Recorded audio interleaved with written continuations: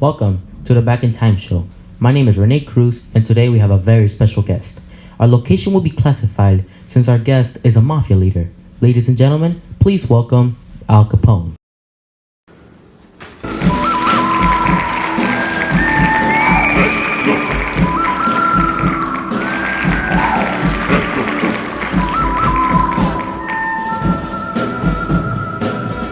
Good evening, Mr. Cruz. I am very honored to be here. Alright, let's get started. Let me ask some simple questions first so that we can get your background information. First question, where and when were you born? Well, I was born on January 17th, 1899, in Brooklyn, New York, of course. What is your ethnicity? Well, my parents are Italian immigrants, so that makes my ethnicity Italian, of course, but my nationality is indeed American. What the hell were your parents thinking when they named you with only 2 letters?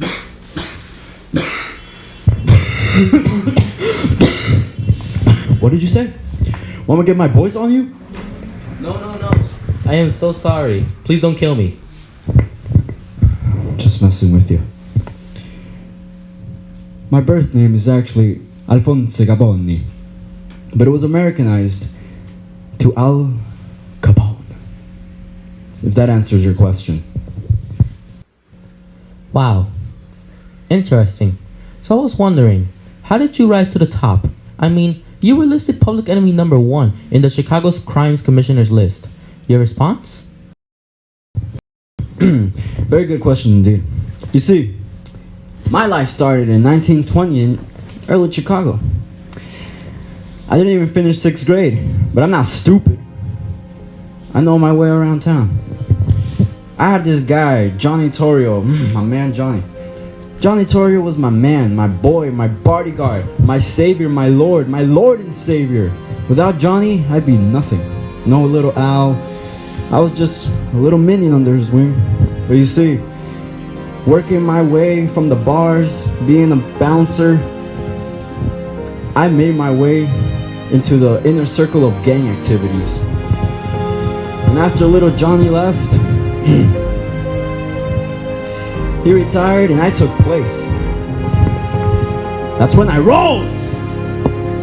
Tell you, I rose to power by consolidating gambling, prostitution, the liquor of the city, all under the property and rights of Al Capone. That's me. That's how I rose. And the rest, my friend, is history. Do you remember the stock market crash of 1929? Yeah, terrible. What did you do, and what was your take on it? Well, I was very angry when it crashed. But afterwards, I hired local merchants to distribute food and clothing to the people in need. Of course, at my own expense. And I'm also very good at politics. The city officials are embarrassed because of what I do with it. For example, I use my knowledge in politics to keep the children in the city safe. That's what I do. Do you feel as if the federal income tax pinned you down? What type of question is that? Of course it pinned me down. The federal prosecutors who wanted to build a case against me, they could only do it by making me guilty of tax evasion.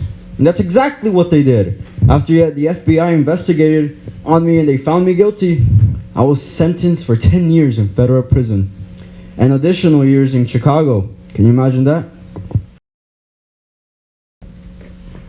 Now let's go back to February 14th, 1929. What was your purpose in causing the St. Valentine's Day massacre? As you know, my empire is rich. We have over $62 million. But I wanted more. Much more. And what I needed to do to achieve that goal was wage war against my most prominent bootlegging rival, George Moron, also known as Bugs. He's also a big-time criminal in Chicago as well, just like me. See, this guy was gonna be at a illegal alcohol garage sale in which we knew. So I scheduled a mission to my boys on Valentine's Day, dress up as police officers and enter the building and have them hostage. I hired my tough associate known as Machine Gun, and they succeeded. They got the guys and shot them right out. But George Moron decided to flee the scene, so didn't get shot. But as I was in my house in Florida, my beach house, I had nothing to do with the crime, right? But it was all credited to me. So tell me, how was your experience in Alcatraz, the federal prison? You see, it didn't go well. I can tell you this, it did not go the way I planned. The moment I entered the prison, I was focused on manipulating the system. Warden Johnson was the guy who met every new incomer to Alcatraz. Upon meeting him, I made several attempts to get him to provide me with special rights, but he never accepted my requests. So I had to give up, and I met one day and I told him, and I quote, "It looks like Alcatraz has got me licked." It was not an easy time for me at all. So tell me, how do you think you impacted society? The Hostage Act prohibited alcohol, but everyone wanted it. That's where I come in, because people like me started making illegal markets to sell what the people wanted. I then started owning industries such as these speakeasies, bookie joints, gambling houses, etc., you name it, all the illegal stuff. But the main impact I did was to teach society that no one can control the will of the people, not even government. Well, folks, that is all the time that we have today.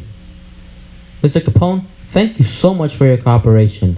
It was a wonderful time interviewing you. It was my pleasure.